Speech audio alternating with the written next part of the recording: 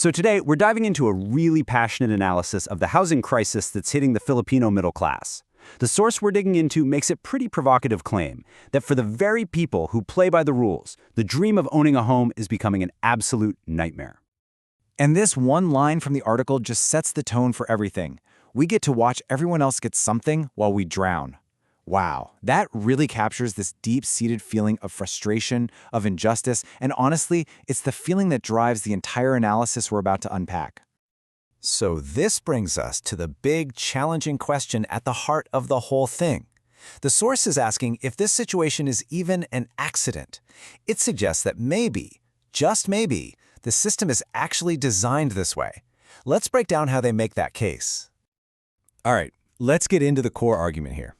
The main thesis of our source is that housing policy in the Philippines seems to be built for the two extremes, the very poor and the very wealthy, leaving the tax-paying middle class kind of stuck in the middle and completely left out.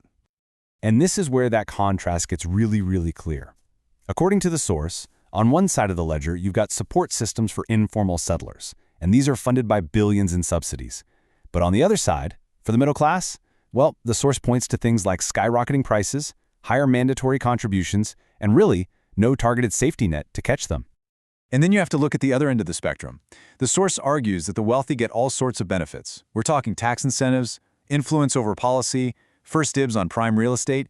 Meanwhile, the middle class is dealing with higher taxes, much stricter loan requirements, and are often getting pushed further and further away from the city centers. Now, this feeling of being squeezed isn't just, a feeling. The source backs it all up with some pretty stark numbers that show this massive and growing affordability gap. So let's actually look at the data they present. And here's the crucial idea. The source calls it the trap. You see, middle-income families, they often make just a little too much money to qualify for socialized housing. But, and this is the key part, they don't make nearly enough to actually afford a home on the open market. They're trapped right in the middle.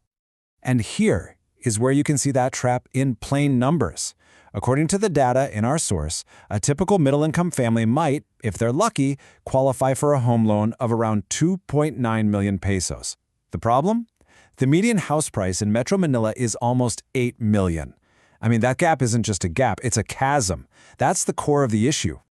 And okay, let's say you could somehow figure out the loan. You immediately hit another wall, the down payment. We're talking about needing somewhere between 580,000 to 870,000 pesos in cash, up front. And as the source argues, for most P families, saving that kind of money is, well, it's pretty much impossible. So why is this whole situation getting worse and not better? Well, just look at these numbers. The data shows that while people's wages are growing at maybe 4.5% a year, property prices are just exploding, growing at a rate of 7 to almost 14%. You're not just running in place, you are actively falling further behind every single year. This whole desperate situation leads a lot of people to look at the Pag-ibig Fund as their one and only hope. But the source material asks a really critical question here. Is this program really a lifeline, or is it something else entirely? So first, just so we're all on the same page, what is this fund? Well, think of it as a national savings program. Every single formal worker in the Philippines has to pay into it, and its main job is supposed to be financing housing for its members. Okay, now this is where the source's critique gets really sharp. It points out that under certain government programs, low-income borrowers can get these subsidized interest rates, sometimes as low as 3%.